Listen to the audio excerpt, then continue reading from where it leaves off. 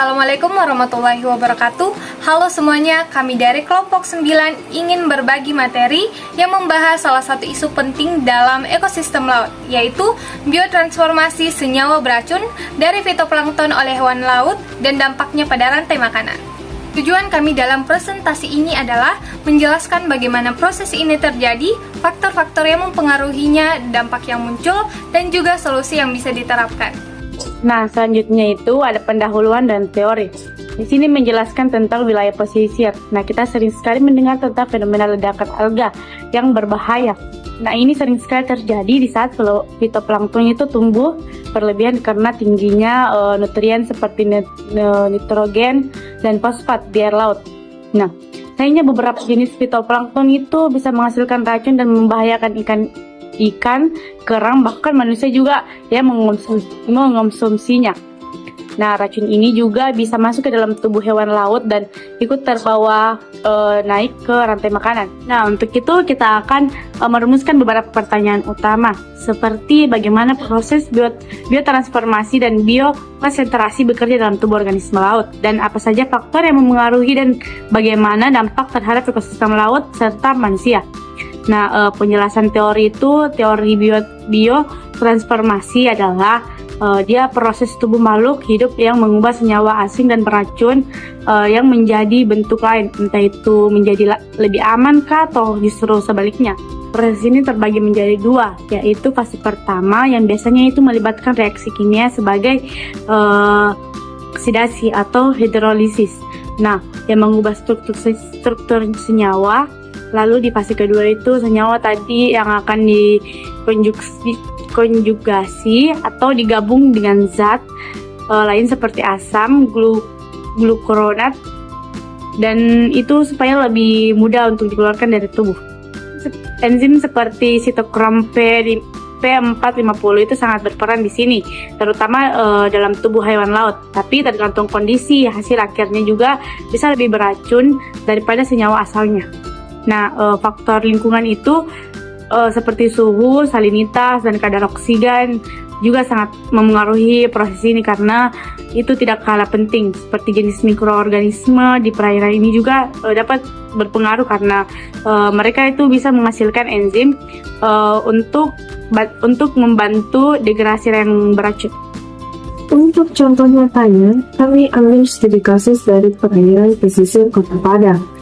Di sana ada 6 sungai besar yang bermuara ke laut dan membawa berbagai jenis limbah, mulai dari limbah rumah tangga, limbah industri, dan limbah pertanian.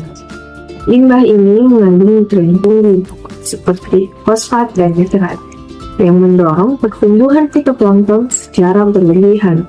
Hasilnya, terjadi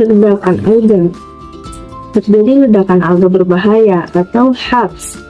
Beberapa spesies yang ditemukan di lokasi seperti Alexandrium tamarense, Dinopsis spp, dan Pseudonychia seriata yang dikenal sebagai penghasil toksin yang bisa menyebabkan berbagai jenis keracunan jika dikonsumsi lewat ikan atau kerang.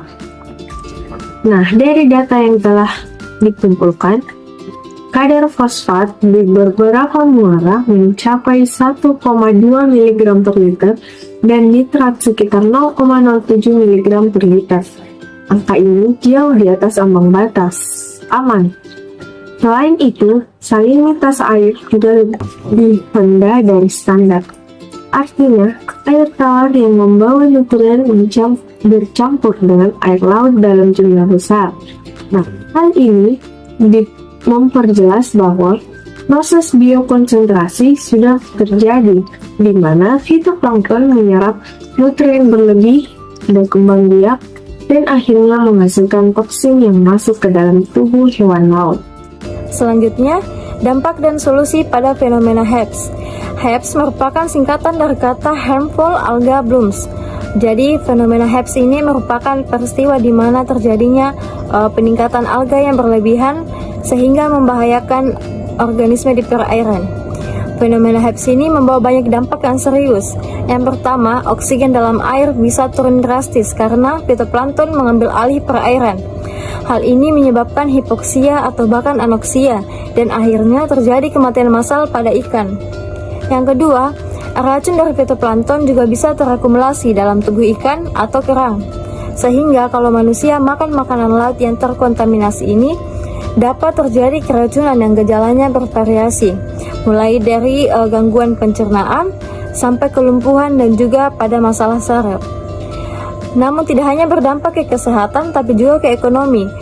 Misalnya nelayan bisa kehilangan hasil tangkapannya, ekspor juga perikanan bisa terganggu, dan juga pariwisata yang terkena dampak karena munculnya red tide.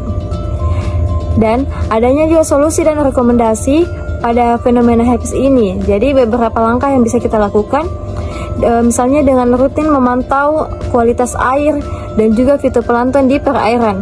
Selain itu, kita juga dapat mengendalikan nutrien yang masuk ke laut dengan mengelola limbah rumah tangga, limbah pertanian, dan juga limbah industri yang sangat penting. Dari sisi teknologi, bisa digunakan metode bioremediasi, yaitu memanfaatkan mikroorganisme seperti bakteri untuk mengurai racun.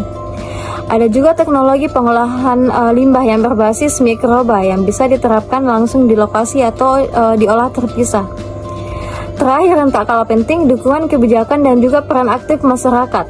Jadi edukasi dan pengawasan harus diperkuat sehingga baik dari pemerintah maupun masyarakat agar pencemaran bisa dikendalikan dari hulunya. Sebagai penutup, kami bisa simpulkan bahwa biotransformasi adalah proses penting yang bisa membantu menguraikan senyawa beracun. Tapi di sisi lain, jika tidak dikendalikan, bisa memperburuk pencemaran dan membahayakan rantai makanan laut, termasuk manusia. Makanya, penting ada sinergi antara teknologi, kebijakan, dan kesadaran masyarakat. Terima kasih banyak atas perhatian kalian dan telah menyimak video ini. Jangan lupa tinggalkan pertanyaan dan komentar kalian di bawah agar kita dapat berdiskusi lebih lanjut. Terima kasih.